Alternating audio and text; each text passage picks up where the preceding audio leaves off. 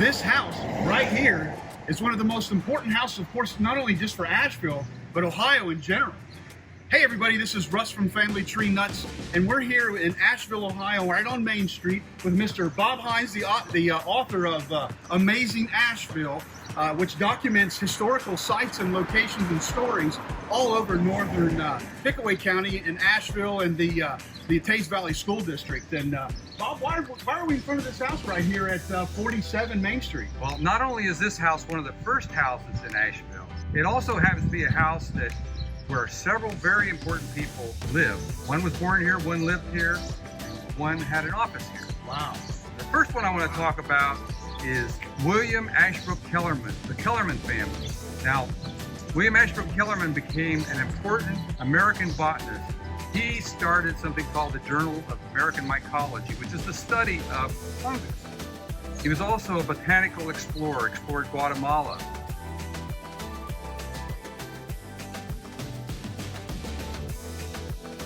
And he actually died there of malaria.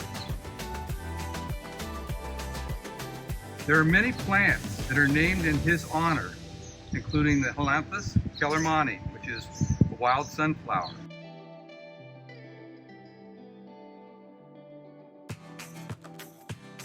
The second person I'm going to talk about is Rear Admiral Christie, Harlan Christie. His family owned a furniture store in this building. He went away to school at the Annapolis to become a cadet, and then graduate as an ensign. In the Spanish-American War, President McKinley and Congress were trying to get Spain to declare war against the U.S. Unsuccessfully. We had interdicted their shipping lane. They still would not declare war. They didn't want to get into a fight with the United States. So President McKinley had Ensign Harlan H. Christie and a group of other men under his command capture and board a cruise ship called the Catalina. When they did that, Spain could no longer stand aside. They declared war against the United States. We say, this is a person from Asheville that helped start the Spanish-American War. Wow, that is really cool right there. He did even some more cool stuff in his career later too. Yes. He commanded the USS San Diego in the First World War. That was the largest ship sunk during the World War I. It was sunk by mine outside of New York Harbor. Wow. And everybody aboard that ship, except 6 people, got off with their lives. He was the last one to leave as the ship turned turtle.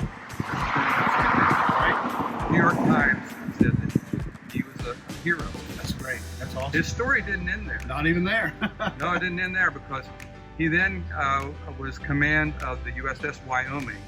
And when President Wilson crossed the Atlantic to sign the Treaty of Versailles, he was escorted by Admiral Christie and his ship. It doesn't end there either, because he was an admiral at that point. I mean, he became a rear admiral because he was in charge of the Naval Training School. Wow. In charge of the base at Pensacola. That's amazing. That's amazing, man. And he was right here in this house. He lived in this house. Right here in this house. There's one other person. Dr. Ralph Postler is a well-known philanthropist who made it possible for any child graduating from Teays Valley or Amanda Clear Creek who wanted to go in the field of medicine. They got a free ride.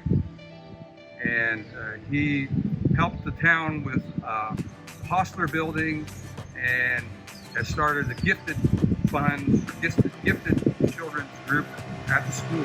And there's another house back there. You can see it, the one with the spire. The Plum family lived there. Dr. Harley Plum was responsible for developing a process for removing radium from carnotite ore. And he worked for the Standard Chemical Company in Pittsburgh. Using his process, they were able to develop enough of an inventory of radium that they invited Madame Curie to the United States. Wow. And she came, and she picked up her radium. That's incredible. Here. So that's how Asheville's connected to Madame Curie. Wow, and that house right there, right next to this one, and then across the street.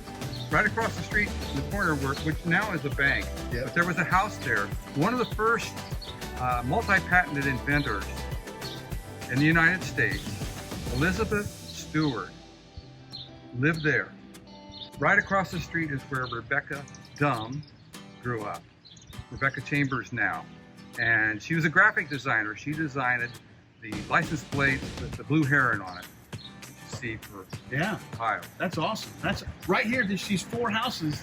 Right on the same corner. Right here across the street from each other.